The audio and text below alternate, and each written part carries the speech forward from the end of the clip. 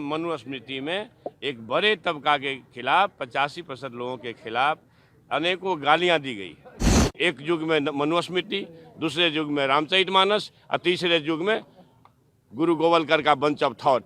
ये दुनिया को हमारे देश को, समाज को नफरत में बांटती है। नफरत देश को महान नहीं बनाएगा, जब भी कभी महान बनाएगा तो मोहब्बत ही बनाएगा। नफरत में बांटती है।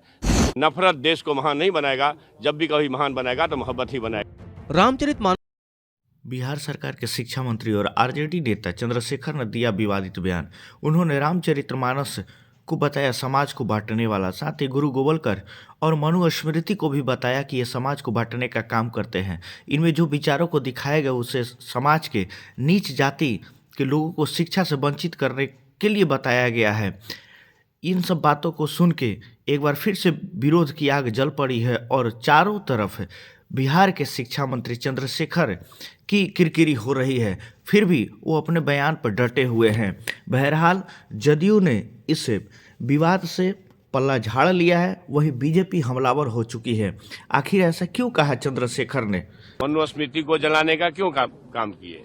इसलिए कि मनुस्मृति में एक बड़े तबका के खिलाफ 85% लोगों के खिलाफ अनेकों गालियां दी गई। रामचरितमानस का क्यों प्रतिरोध हुआ? किस अंश का प्रतिरोध हुआ? अधम जात में विद्या पाए, भयहु जथा ही दूध पिलाए। यानी अधम मतलब होता है नीच।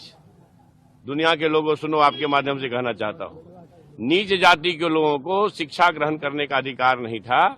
और उसमें कहा गया है कि नीच जाति के लोग शिक्षा ग्रहण करके जहरीला हो जाते हैं, जैसा कि सांप दूध पीने के बाद होता है। हम इस सवाल पर मैं इसलिए ये बात कहता हूं कि इसी चीज को कोट करके बाबा साहब अम्बेडकर ने दुनिया के लोगों को बताया।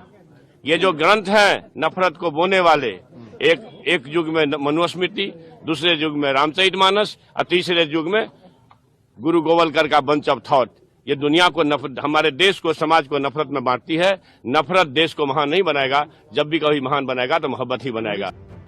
नालंदा ओपन यूनिवर्सिटी के दीक्षांत समारोह में बोल रहे थे शिक्षा मंत्री चंद्रशेखर।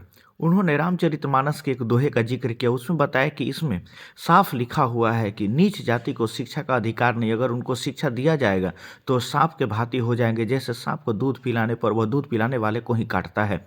आखिर ऐसा क्यों कहा शिक्षा मंत्री ने? और बार बार अपनी बातों को दोहराते, यहाँ तक ही नहीं माने शिक्षा मंत्री। बाहर जब वो निकले तो मीडिया कर्मियों से बात करते हुए भी वो अपने बयान पर कायम